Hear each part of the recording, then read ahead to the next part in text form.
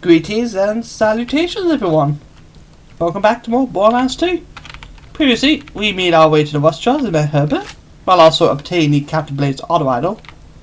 But we found out that apparently, even though we shot like a couple feet in front of a box, we destroyed the last piece of the compass key. So, Herbert has a bit of a plan that we're going to engage in this episode.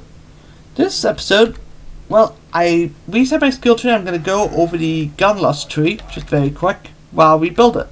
So gun lust is all about your damage. It's also about wielding two guns of the same type. But let's see what I want to start with. I already put in the gun zerking skill point because let's be real, I was going to take it anyways. So reloading increases your... Reloading you're going to increase the fire rate for a short time up to 25%. Or we could get increased weapon swap speed and critical hit damage of all gun types. I want the weapon swap speed. Next we have swapping weapons causes our next shot. Oh yeah, quick draw, sorry. Next is all I need is one, which will swapping weapons cause you to gain additional damage. 8, 16, 20, 30, 40%. We already do enough damage. But we don't have any pistols for I'm your Huckleberry either. But it increases gun damage to pistols, so if you want to dual wield pistols and be like a cowboy, you know, kind of cool. Personally, I'm going to go for all I need is one. There's not many pistols in this DLC. In fact, there's one. And I'm not going to be able to dual wield it. Next we have Diversion Likeness. While gun zerking with two guns of the same type, you deal bonus damage. While gun zerking with two different types of guns, you gain bonus accuracy. 30% for each. Which, I mean, we do have two shotguns. But then we have a lady fist and a feint out, but I might take it. Next is autoloader. Kill enemy reloads any guns that you are not holding. So it's all about, you know, using two guns, firing, killing something, and then while you're reloading, swaps your other guns and kill something else with those two guns, so you get this to reload. It's all nice. After swapping guns after autoloader has reloaded gun triggers locked and loaded, which you have up here, I think. Ah yeah, it's up here. So it will trigger locked and load for increased fire rate. Or you got money shot. The last round of your gun from your the last round fired from your weapon deals massively increased damage. Causes small magazines to receive a smaller bonus. This still works with all weapon types. If you had infinity, this would constantly trigger, but the bonus damage you get wouldn't really work. But look at that. Last round, 80%, 160, 240, 320, 400% damage. And if you have more than 10 shots in the mag, it will do 400% when it's your final shot. Which is stupid! It's the highest amount of damage you can get from a skill, I believe, except for Boar. And Boar, you need to line up 4 separate enemies and then hit a 5th. This is just, you know, firing the last mag in your gun.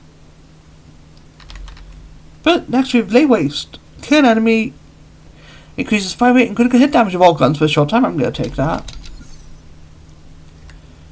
Down, not out, allows your guns to qualify for your life, which is a bit of a double-edged sword. It might help you, it might not. Personally, I prefer to not have it, but I'm going to take it. We'll also take autoloader.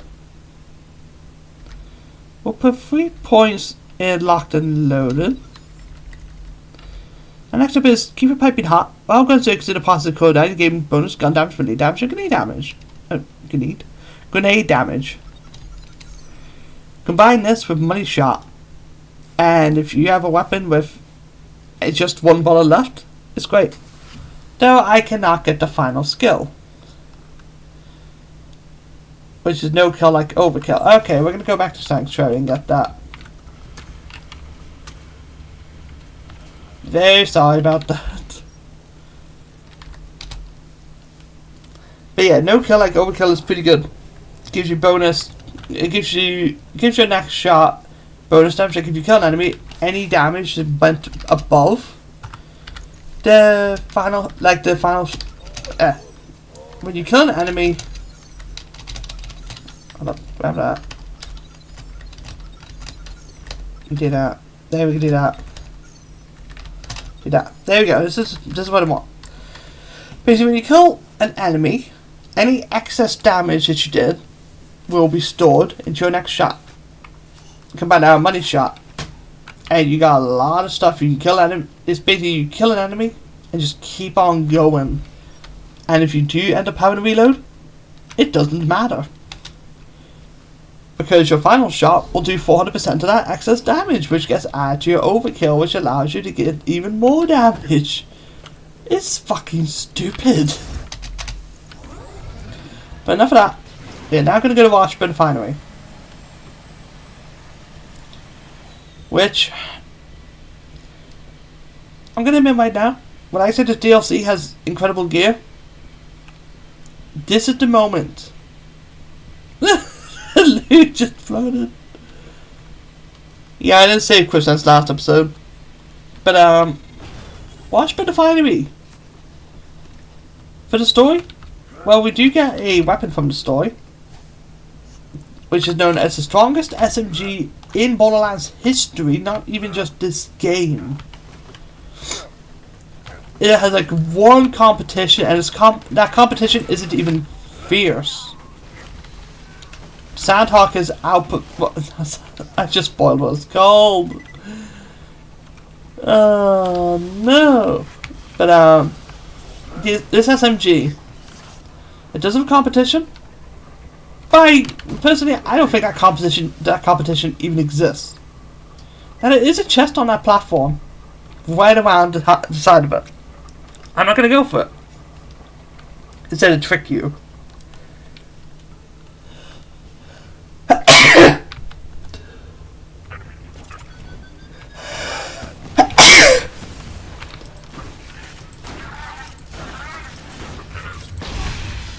Yeah, he was there to kill you. You can actually ignore him and just go into Washburn Refinery. The Washburn Refinery has two incredible pieces of loot.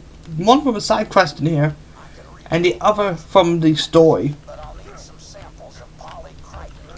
And once you get those, I can rebuild the creek and give it to Scarlet, and it'll help her find where the treasure is buried, and she'll marry me, and we'll have 100 babies, and I'll never die. That'll be perfect. I did sell a bunch of stuff in between episodes, but it's something I'm going to have to buy back. But yeah, we're going to get Bust Notice the two strongest pieces of gear in Borderlands 2 from this DLC. It makes me think, what about the bee? Oh yeah, the bee. Absolutely, probably the strongest thing you could get from the DLC. Oh, not from the DLC, from the base game. The bee is probably the thing you want the most. But this DLC has two guns to make every other type just obsolete.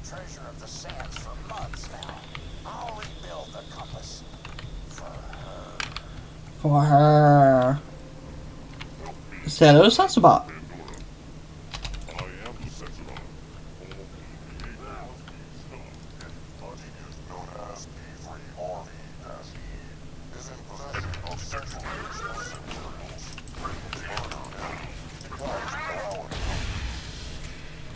Yeah, we created a robot called Pervy.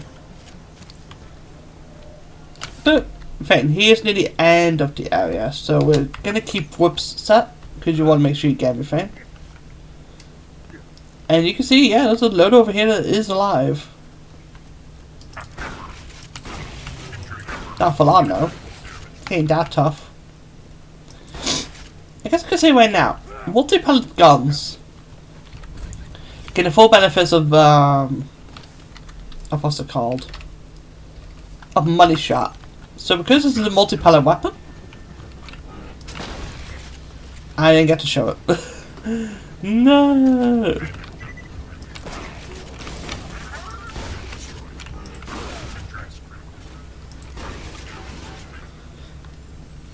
But every pellet will gain that 400% damage.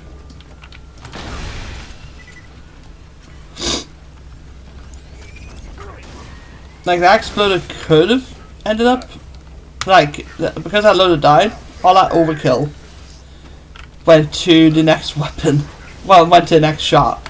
Now, of course, an exploder's not exactly one to show it on. Because, I mean, it's an exploder. They usually die in one shot. But you get the point. Salvador's gun loss tree is all about the big damage. The big damage, the reload, everything. It's all about emptying that mag and getting constant fire rate. Like, it's usually the tree people build first. And that's why I've showed red tree first, followed by blue. It's usually, like, most Salvador builds usually go green, blue, like to get them maxed out, and then they go for red, like a little bit for some health. But they don't do it for the health. They do it for no reason, actually. Well, they do it for movement speed and all honesty, that's kind of it.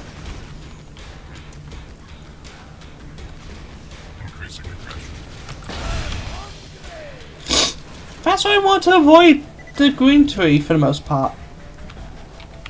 No, I bet Scarlett's getting lonely. I'm pretty sure she regrets kicking me out to the rust yard. Nope. Yeah, I just equipped that class mod. Like, fine. It's more skill points. Like, it's just better in general.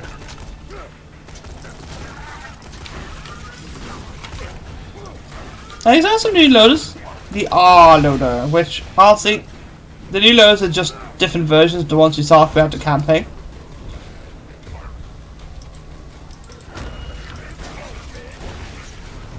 So you don't really need to worry about what they're like. R loaders are pirate versions.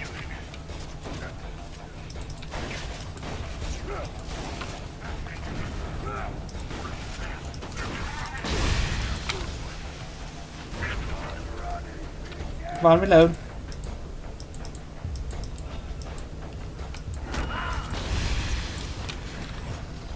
Yeah, this area is just full of loaders. Like, junk loaders are just, honestly, regular loaders.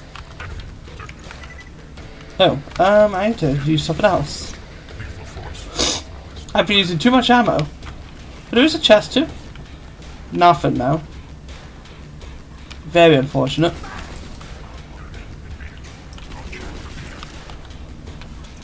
Yeah, I wanted to show Salvador in a decent light, so I decided when I was gonna play Salvador for the DLC, I decided green was gonna be last.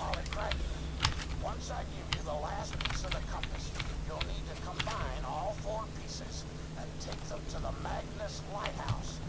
That is where you will find the burial place of the lost treasure of the sands. Joy. Now, let's set... I know it when I see it. Pervy is right over here. Specifically, up there.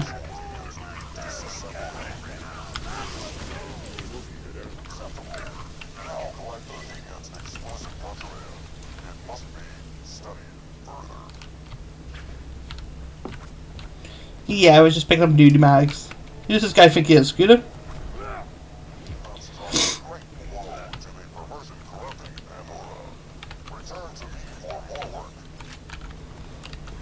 I think I've shown the Scurvy Dog in a good light. Or the Jolly Roger. It's a good bandit shotgun, don't get me wrong, it's just you get the Orphan Maker right at the start of the DLC. The Jolly Roger just wasn't going to compare. In all honesty, I just swapped the two of them. Like, I'd have had something else in Oasis, like a different message in a ball item. And I would have had the Jolly Roger be in that garage. The Orphan Maker, I think, should have been the last message in the bottle item. Because this one more, it's just not that interesting. If I have to be real.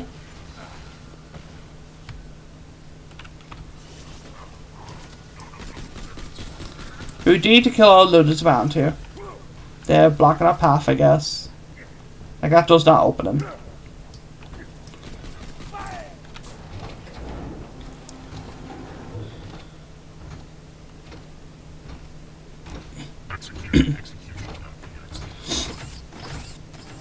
Say hello to Hurley.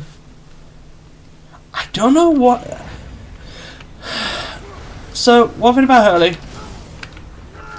Every time you want through this area, you can trigger that opening cutscene by killing the loaders again.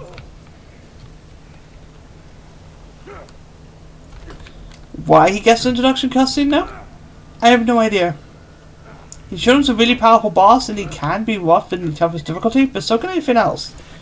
He's not exactly special. Give him that introduction for some reason. My guess is that he was meant to be better. Oh, you do whoops. Okay, this is the last piece of polyquite we need. Great, that's enough. Come back and I'll forge the replacement compass piece for you. Will do, but before that, jump over here. There's a secret chest on thyself. There's nothing in now, but it's a red chest. They can all have legendaries. And we are going to go back to Sensabot, because he's going to have something special for us. And see, the last time we're going to be a watch, but finally, Sensabot has a 2-part quest. So we will have to come back here.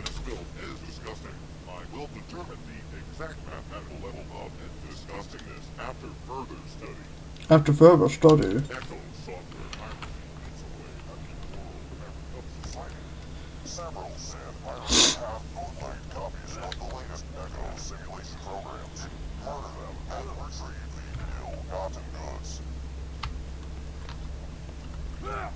Now, yeah, this was back in 2012 when video game piracy now was sort of a rough topic. Right now, yeah, it's still a rough topic. So I'm not going to go over the topic too much. Like I could talk about the whole video game industry now, but that's not what this last page is about.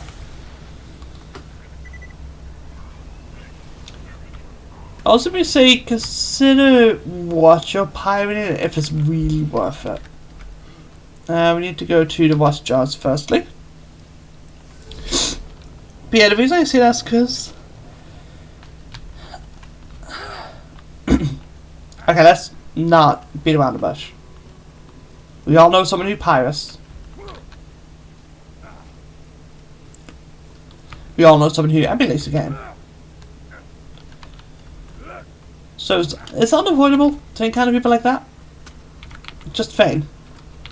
Know what your opinion is on piracy before you push that opinion forward, I guess. Do I think piracy is a place in video games? I think sometimes. Like while we're on the other, I guess I might as well talk about it. Now this might be seen as controversial. I think there are cases where pirating a video game is the thing that I think you should do. Let's talk with older games.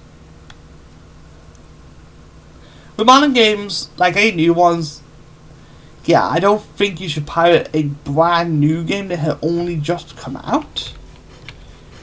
Now yes, video game prices can be stupid. Absolutely. I wholeheartedly agree with video game prices being stupid. But if a game had just come out and it's getting pirated, then it's kind of not fair. The game is destined to be screwed over by the end because you've already pirated it. Like, are you really going to sit there and say you're going to buy the game after you pirated it?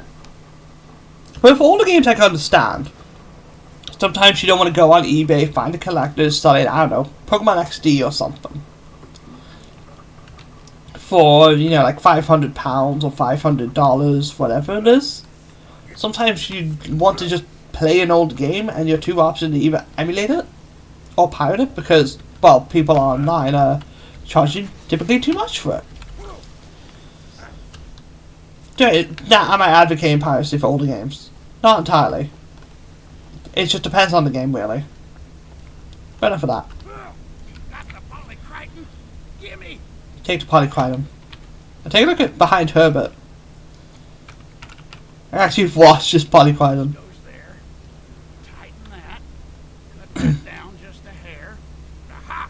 That is impressive. Here you go. Last piece of the compass. You're, Now give that to Scarlet along with the tapes. And she'll love me again. And if she doesn't, I'll follow her and I'll smell her and I'll just make her love me. You got the compass piece? Great. Now give her that little kick diving. Come on back. now, this is optional.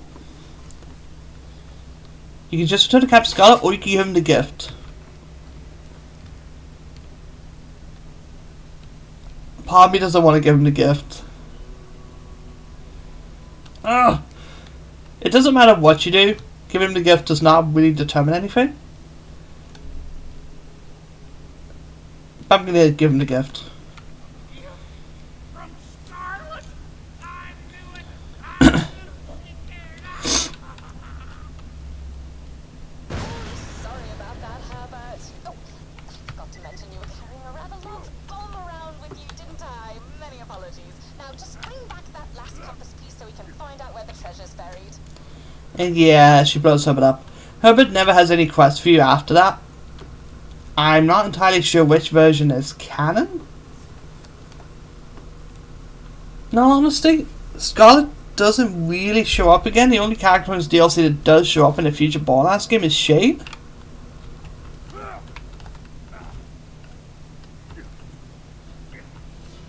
Like, it's kind of left up to interpretation. It might be a Borderlands comic. They will determine that, but I don't really know. But we are going to go back to water. Let me just check the recording time. I have a message from someone.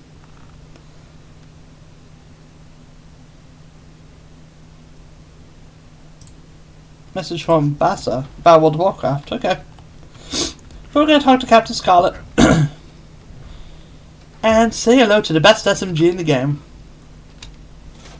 Herbert.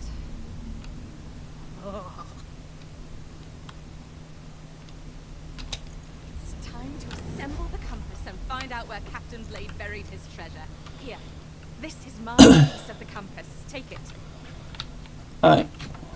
Now combine it with the other 3 pieces of the compass you've collected on that table over there. There it is. The compass of the sands. Please grab it. And now we've treasure to find. Take the compass to Magnus Lighthouse. I learned a bit, but I want to go over the weapon that we just received, which is the best SMG in the game. By far. Even considered to be the best SMG in all Borderlands history. And I got a perfect prefix for it. This is the Sandhawk. It's got a nice little flower pan on it. Manufactured by Dolls, so it could be... It has 2 different firing modes. I just want to take a look actually at Loot Lemon and see what they show as the perfect Sandhawk, because this might actually be a perfect one. And that would be terrifying, not gonna lie.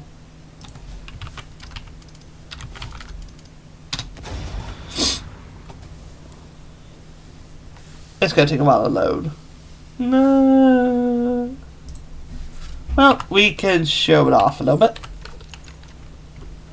So, because it's flying, the projectiles are faster, but it shoots out a little hawk full of bullets. In burst fire mode, fires 3 of them is fantastic for doing that. And that's why it's regarded as one of the best SMGs in the game. So no match results. What's wrong with Borderlands 2 weapons? Jeez. I want to take a look. Okay, it's not a perfect Sandhawk, but the Sandhawk can come in every element. If I compare the 2 real quick. No, this is nowhere near perfect. Nowhere close. You want a matching grip, so you want dull. You want a Hyperion thing here, so you want a slanted stock at the front of it. Well, not slanted stock, this front grip, you want it to be more slanted And the stock is nowhere close, unfortunately. But it's a flying Soundtalk, and I don't need perfect weapon parts for now. That's simply the case. But let's see, we should have more quests unlocked on that. I think we have some of the oases. You have these two, and Oasis I think has some spare quests. So maybe we pick them up.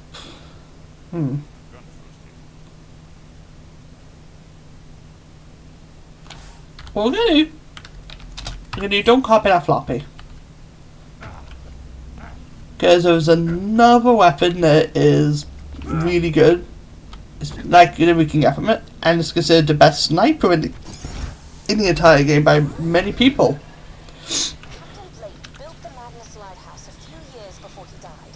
His notes say that if you take the compass to the top of the lighthouse, it'll show you exactly where the treasure is buried. Of course, Blade's notes also had a lot to say about society being secretly run by sentient tacos. It kind of went off the rails there near the end.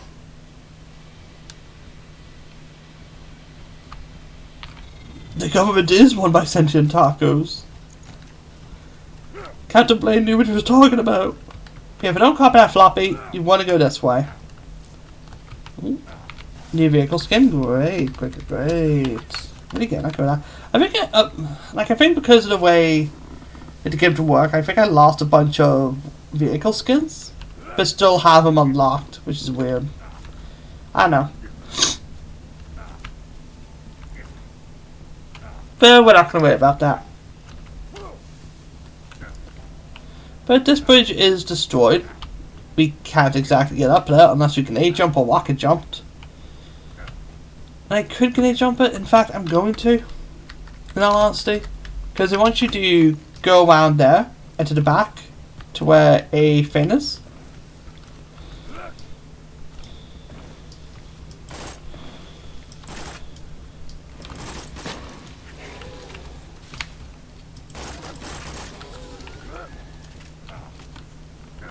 And it's just kind of Okay,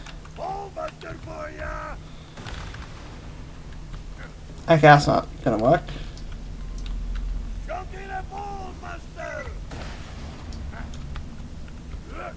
Maybe I can't grenade jump up there. But Sandhawk is fantastic as an SMG. So much so in Borderlands 3 they turned it into a sniper for some reason. That's why I honestly don't know. It's weird. But even as a sniper in Borderlands 3, it's still a fantastic weapon. A bit overhyped in Borderlands 3, but you know, still good nonetheless. But yeah, this DLC gives you, well, it gives you an incredible shotgun to start the DLC. And then near the end of the DLC gives you an incredible SMG and an incredible sniper. It's insane what it does. I don't know if DLCs even replicate that. One of them gives you an amazing shotgun, sure.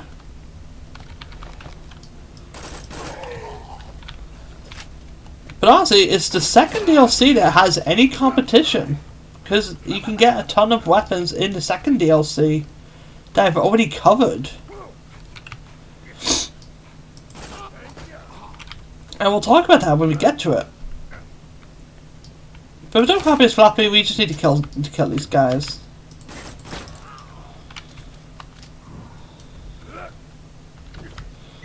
Toss that up, toss that up, toss that up. Yeah, we just need to kill these guys and just wait for them to drop a floppy disk. Which can take a while.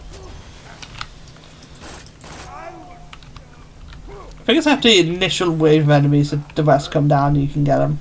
Yeah. So why is it like this? I don't know why the quest is like this on honesty. There's no special way to kill them either. It's just you clear everything and then they start showing up with floppy disks.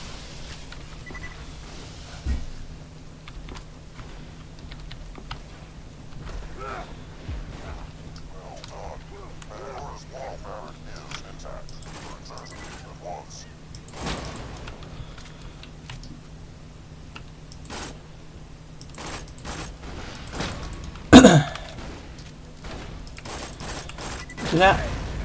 And now we just need to get back to Washburn Refinery. There's 2 ways to do it. You can either go back the normal way, because it's right next to it, or we can use the fast travel, or we can do the speed run way. Which I shouldn't have done, because I just realised I was supposed to rebuy a weapon. Oh god, it's fine. Now I just read I should have went to the health vendor that was here, because there was, like, I sold a gun that I intended to keep. Because I saved quit, I didn't get it, but fine. I'm sure I can get another one like it. It's only a show of stupid interactions Salvador has anyways with the gun we're about to get. Don't technically need it, but it's just to show why I want to get Salvador out the way, because there is a lot of stupid interactions with him, especially with the gun we're about to get. When I say Salvador can look at raid bosses in this game, well, not raid bosses. There are raid bosses in this game like Cormax, but he can look at the end game content and just kill him. It's one of the reasons I don't like Salvador, because when people say he's good, they mean his gunzerking ability is good. If his gunzerking ability was on any other character, everyone would be saying the exact same thing. It's not Salvador that's a good character, it's literally his gunzerking ability.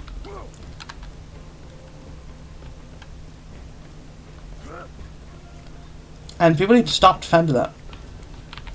But that's just done. Don't copy that floppy. It's corrosive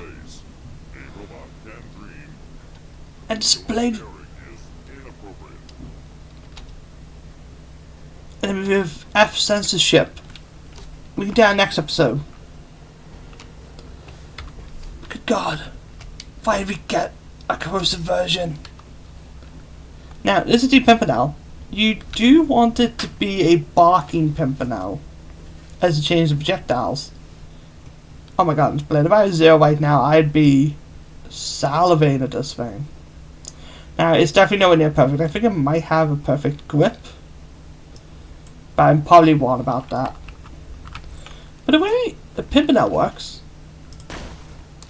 so when you fire it, shoots 5 more pellets. It pairs really well with bore, because if you land a shot just right, you end up boring an enemy from the inside. I mean that in every way possible. You can bore an enemy from the inside.